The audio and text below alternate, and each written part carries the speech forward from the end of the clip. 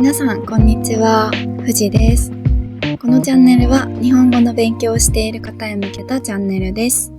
リアルな日本の文化や私の身の回りで起きたこと、日々感じたことなどをゆるーくお話ししていきます。学校で習わないような自然な日本語をお届けするので、皆さんのリスニング力向上に少しでもお役に立てたら嬉しいです。暑いです、最近。本当に暑すぎて、外に出るのが辛いです。うち駅まで歩いて7分ぐらいなんですけど、もう駅着いたら汗だらだらです。皆さんもね、暑い地域に住んでいる方は熱中症とか気をつけてください。さて、本日は日本の会社についてお話ししようと思います。日本の会社の特徴とか、お休みはどれぐらいあるのかとか、残業についてお話ししていこうと思います。当然ね、会社によって違うと思うんですけど、だいたい日本の会社はこんな感じだよっていうのをお話ししていきます。私は今実際に東京で働いているので、自分の体験談とかもお話しできたらなと思います。まず、日本の会社の特徴として、年功序列っていうのがあります。これは、その会社で働いている期間とか、年齢に応じて、役職とかお給料が決まるシステムの言います。最近はそういう風潮はなくなってきてはいるんですけど、でも私の働いている会社みたいに、お堅い、昔ながらの会社は、まだそういう感じがありますね。あとは飲み会文化。仕事が終わった後に上司とか同僚と居酒屋に行ってお酒を飲みながら話す文化があります。最近だと若い人はあんまり乗り気じゃないというか、飲み会めんどくさいなっていう人も増えて参加しない人も多いです。なんか結構気使うんですよね。上司と飲みに行くと。日本のマナーっていうエピソードでもお話ししたんですけど、座る位置とか気をつけないといけなかったり、上司のグラスが空になりそうになったら、次何飲みますって聞いて注文したりとか、サラダ取り分けないといけなかったりとか、なので、私もあんまり行きたくないタイプですね。誰かの送別会とか歓迎会とか以外は参加しないことが多いです。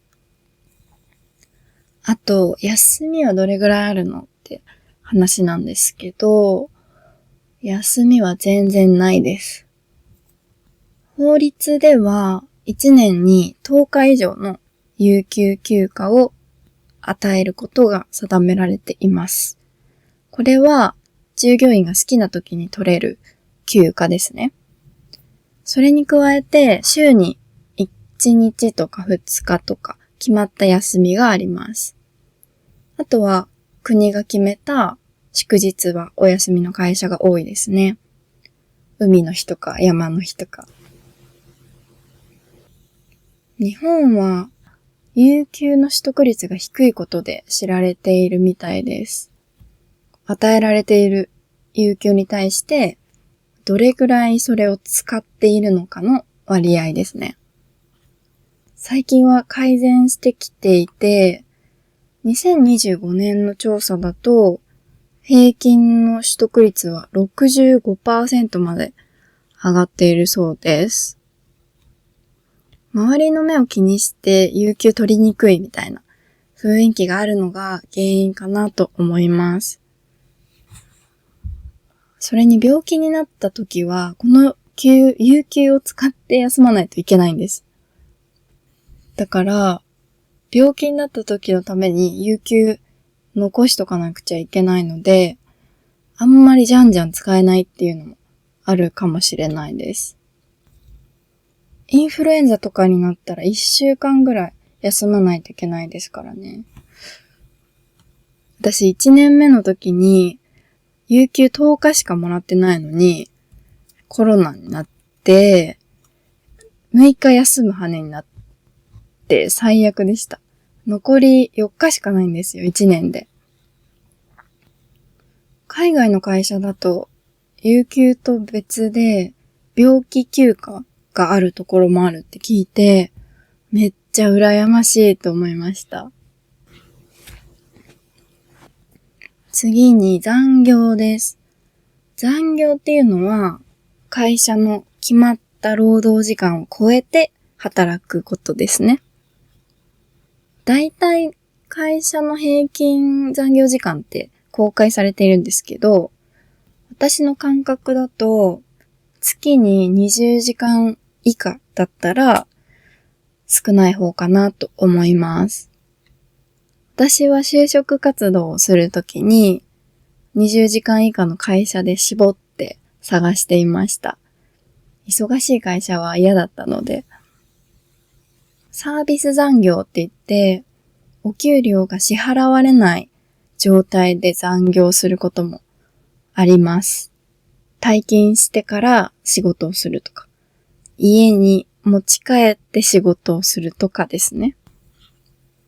これは違法なんですけど、結構多くの会社であることだと思います。そういう会社は、ブラック企業って言ったりします。極端に残業が多かったり、すっごいひどい労働環境で社員を働かせる会社のことです。逆に労働環境が整っている会社をホワイト企業って言います。他の労働環境で言うと、リモートワークとかもよくあります。在宅勤務とも言いますね。コロナウイルスがあってからの風潮らしいんですけど、会社に行かずに家から仕事したりっていうのも一般的になってきました。私も週に2回ぐらいリモートワークしてます。IT 業界とかだと毎日在宅の会社とかもありますね。あと日本の会社のいいところとしては、めったにクビにならないところかなと思います。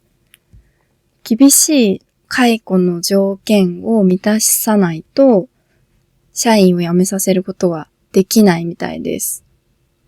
だからどれだけ仕事ができないとしても、クビにできないみたいな。会社としてはちょっと難しいところですよね、そこは。あとは、研修制度がしっかりしているので、そこら辺の働きやすさはあるかなと思います。私の会社も入社してから2、3ヶ月ぐらい研修がありました。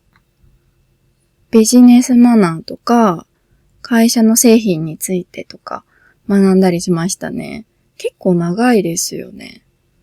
みんなでキャンプしたりとかして、こんなんでお給料もらっちゃっていいのって思ったりしました。はい。ということで、今日は日本の会社についてお話ししました。いかがだったでしょうか？日本にある会社でもね、外国の会社が日本に進出してきている外資系企業だと結構外国の社風を受け継いでいる場合があるので、今回話した感じとは社風が違うと思います。会社に入る前の就職活動についてもね、また別のエピソードでお話できればなと思います。ということで、本日は以上になります。最後まで聞いてくださってありがとうございました。また次のエピソードでお会いしましょう。